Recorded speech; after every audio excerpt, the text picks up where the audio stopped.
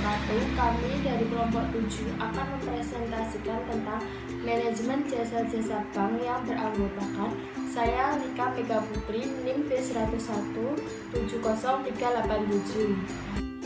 Saya Fadilah Rizky, NIM B100 170 396. Dan saya Berliana Pratna, NIM B100 170 400.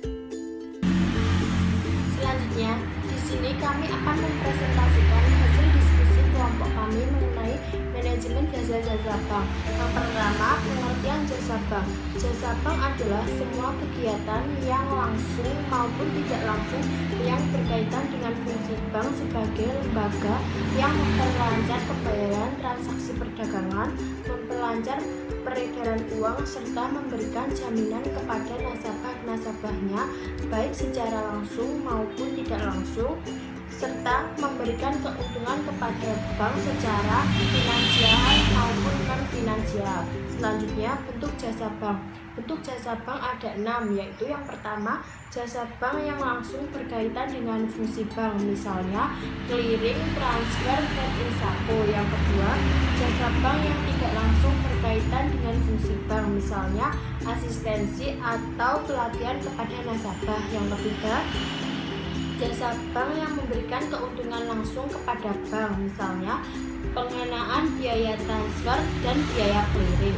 Yang keempat, jasa bank yang tidak memberikan keuntungan langsung kepada bank, misalnya penerimaan setoran SPP dan denda tilang. Yang kelima, jasa bank yang memberikan keuntungan finansial, misalnya provisi ekspor, bank garansi, dan wali amanat. Dan yang terakhir, jasa bank yang memberikan keuntungan non-finansial, misalnya gratis untuk nasabah-nasabah tertentu pada periode-periode tertentu, antara lain pada saat ulang tahun bank. Selanjutnya, jasa bank dalam pembayaran transaksi perdagangan. Dalam pembayaran transaksi perdagangan terdapat jenis perdagangan.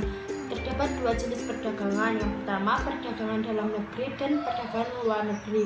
Dalam perdagangan dalam negeri dan luar negeri memiliki beberapa perbedaan, antara lain letak geografis antara penjual dan pembeli, hukum dan politik yang berlaku, bahasa yang digunakan, serta risiko perdagangan antar negara masing-masing.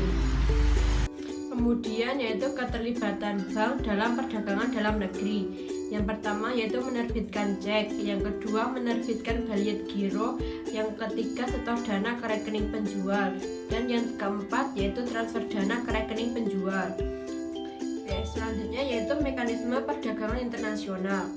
Dalam diagram tersebut, yang bagian nomor 1 itu penjual atau eksportir telah terjadi kontrak jual beli. Yang kedua, untuk merealisir kontrak jual beli, importir menghubungi bank untuk membuka letter of credit dan perubahan-perubahannya.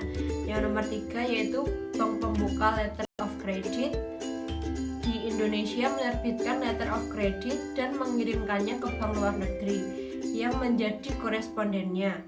Terus yang nomor 4, bank penerima kemudian melakukan penelitian atas aspek-aspek kebenaran atas letter of credit yang diterima. Selanjutnya yang nomor 5 yaitu setelah menerima letter of credit, eksportir mengirimkan barang kepada importir sesuai dengan kontrak jual beli. Terus yang nomor 6, apabila dokumen telah lengkap sesuai dengan pemerintahan dalam letter of credit, eksportir menyerahkan dokumen tersebut kepada bank yang mau mengambil alih dokumen. Terus yang nomor 7 yaitu negotiating bank kemudian membayar kepada eksportir. Kemudian yang nomor 8 yaitu negotiating bank melengkapi dokumen tersebut dengan warkat tagihan dan kemudian mengirimkan ke issuing bank. Kemudian nomor 9 yaitu setelah dokumen diterima, maka issuing bank akan melakukan penelitian atas dokumen. Apakah dokumen sudah lengkap seperti yang diterima dalam letter of credit? Bila masih ada kekurangan, maka akan memberitahukan kepada negotiating bank. Terus yang nomor 10 yaitu issuing bank meneruskan dokumen kepada importir dan meminta segera menyelesaikan pembayaran. Terus yang nomor 11 atau nomor terakhir yaitu importir setelah menerima dokumen dan ternyata sudah lengkap, kemudian membayar ke bank sebesar jumlah nilai importir dan biaya yang timbul dari proses impor tersebut. Selanjutnya yaitu cara pembayaran perdagangan ke luar negeri. Yang pertama yaitu pembayaran tanpa letter of credit. Nah, dari pembayaran tanpa letter of credit ini terdiri dari advance payment, open account, dan collection. Nah, advance payment itu cara pembayaran yang dilakukan oleh pembeli sebelum barang dikirimkan, baik full payment maupun partial payment. Terus open account yaitu cara pembayaran yang dilakukan oleh buyer kepada seller suatu waktu tertentu setelah barang diterima. Selanjutnya yaitu collection atau inkasso, yaitu cara pembayaran yang dilakukan oleh buyer setelah buyer menerima tagihan dari seller. Terus cara pembayaran yang kedua yaitu pembayaran dengan letter of credit, terdiri dari payment, negosiasi, dan akseptasi. Nah, payment sendiri yaitu pembayaran kepada penjual yang dilakukan oleh bank pembayar di luar negeri yang ditunjuk oleh bank pembuka letter of credit di dalam negeri pada saat eksportir menyerahkan dokumen yang diminta dalam letter of credit. Terus negosiasi yaitu pembayaran kepada penjual dilakukan oleh bank di luar negeri yang bersedia mengambil alih pembayaran terlebih dahulu atas pembayaran dokumen dari eksportir. Terus selanjutnya akseptasi yaitu pembayaran kepada penjual dilakukan dengan mengaksep vessel berjangka oleh bank di luar negeri.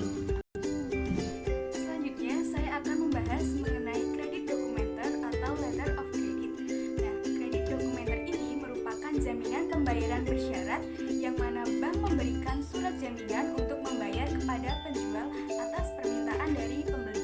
Adapun unsur-unsur dari ada 4 macam. Yang pertama yaitu credit substitution.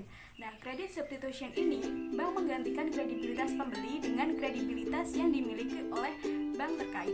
Yang kedua yaitu promise to pay atau jaminan bank untuk membayar. Yang ketiga yaitu term and condition, yaitu jaminan harus memenuhi syarat-syarat tertentu sesuai yang telah diberikan oleh pihak LOC. Yang keempat yaitu parties. Nah, parties di sini atau pihak yang terlibat itu ada 3, yaitu opening bank atau pihak bank yang terlibat. Yang kedua yaitu aplikan atau importir. Lalu yang ketiga yaitu beneficiary atau exported. Lalu yang kelima yaitu time. Nah, waktu yang harus diperhatikan di sini juga ada 3. Yang pertama tanggal jatuh tempo, yang kedua tanggal pengapalan terakhir, dan yang ketiga yaitu tanggal terakhir penyerahan dokumen. Memasuki materi yang kedua yaitu jasa bank dalam memperlancar peredaran uang. Yang pertama yaitu jasa bank dalam mendukung pembayaran perdagangan. Ini ada 3 bentuk yaitu clearing, inkasso, dan transfer. Clearing yaitu penyelesaian warkat-warkat tagihan antar bank yang diselesaikan melalui lembaga clearing. Nah, bentuk dari warkat-warkat ini seperti cek, biljet, giro, dan lain-lain. Yang kedua yaitu inkasso.